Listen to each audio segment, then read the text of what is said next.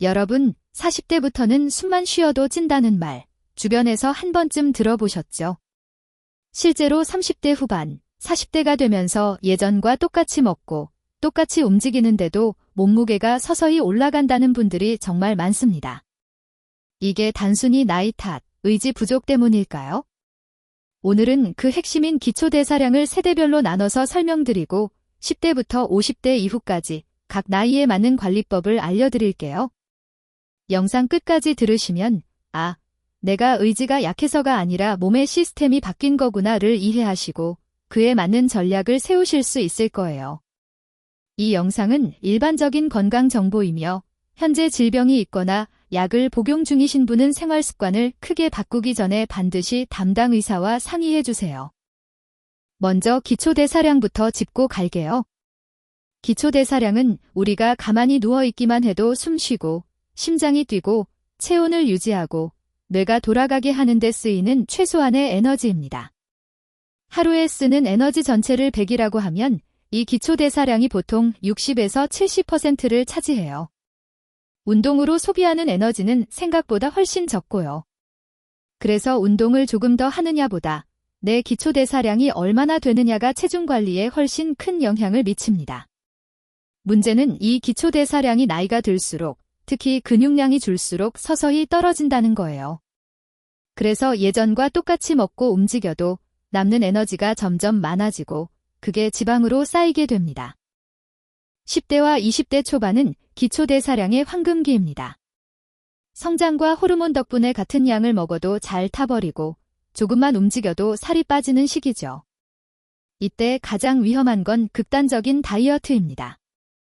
굶거나 하루 2끼 이하로 줄이거나 단백질이 부족한 식사를 오래 하면 몸이 에너지가 부족하구나 라고 판단해서 기초대사량을 아예 낮춰버립니다. 그리고 잃어버린 근육은 나중에 다시 채우기가 훨씬 어렵습니다. 10대, 20대에게 중요한 건 살을 빼는 것이 아니라 근육과 뼈를 최대한 잘 만들어두는 것이에요.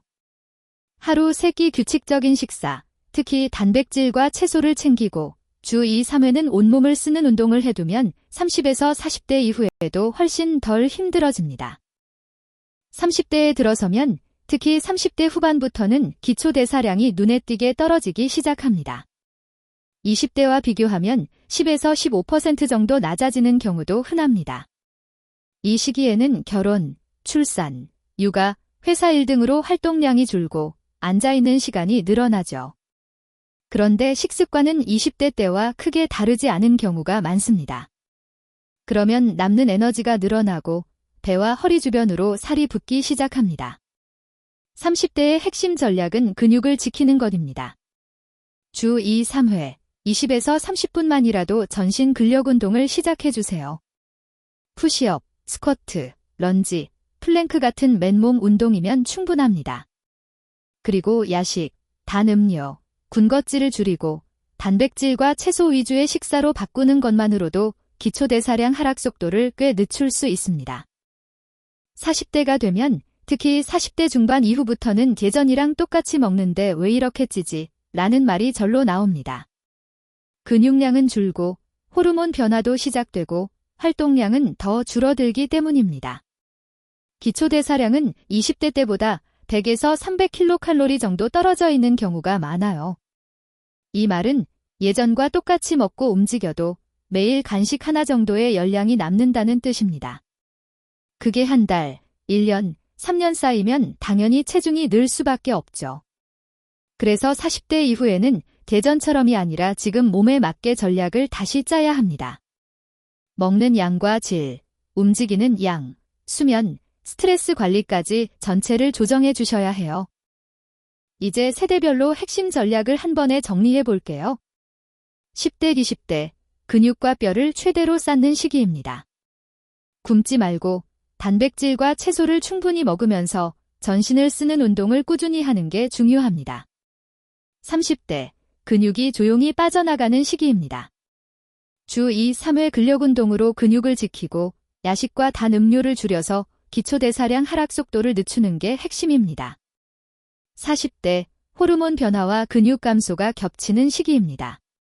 근력 운동은 필수, 여기에 가벼운 유산소와 수면, 스트레스 관리까지 함께 챙겨야 합니다. 50대 이후 이미 줄어든 기초대사량을 유지 보완하는 시기입니다. 무리하지 않는 근력운동, 단백질 섭취, 낙상 예방이 매우 중요해집니다. 이제부터는 각 세대별로 조금 더 구체적인 실천법을 알려드릴게요. 40대 이후에 가장 중요한 건 단연 근력운동입니다. 기초대사량의 대부분은 근육에서 쓰이기 때문에 근육을 지키고 조금이라도 늘리는 것이 곧 기초대사량을 지키는 일입니다. 헬스장에 꼭 가지 않으셔도 됩니다. 집이나 동네 공원에서 할 수 있는 맨몸 운동으로도 충분히 효과를 볼 수 있어요. 예를 들면 스쿼트, 벽푸시업, 계단 오르기, 엉덩이 들기, 플랭크 같은 동작들입니다. 주 2, 3회, 한 번에 20에서 30분만이라도 전신을 골고루 쓰는 운동을 해주세요. 처음에는 10분만 해도 숨이 차고 힘들 수 있지만 2, 3주만 지나도 몸이 적응하면서 근육이 조금씩 붙고 일상에서 피로감도 줄어드는 걸 느끼실 수 있습니다. 기초대사량을 지키려면 무엇을 얼마나 자주 먹느냐도 중요합니다. 40대 이후에는 특히 단백질이 부족해지기 쉽습니다. 밥과 빵, 면 위주의 식사가 많아지면 근육을 만들 재료가 모자라게 되죠. 하루에 몸무게 1kg당 1g 정도의 단백질을 목표로 해보세요. 예를 들어 60kg라면 하루 60g 정도입니다. 닭가슴살, 생선, 두부, 계란, 콩류, 저지방 육류 등을 끼니마다 조금씩 나눠 드시는 게 좋습니다. 또 하나, 아침을 거르고 점심 저녁에 몰아서 먹는 패턴은 기초대사량 유지에 좋지 않습니다. 아침에 가벼운 단백질과 탄수화물을 넣어주면 몸이 손을도 에너지가 들어오는구나라고 인식해서 대사를 너무 낮추지 않으려 합니다. 기초대사량은 근육과 음식만의 문제가 아닙니다. 수면과 스트레스도 크게 영향을 줍니다.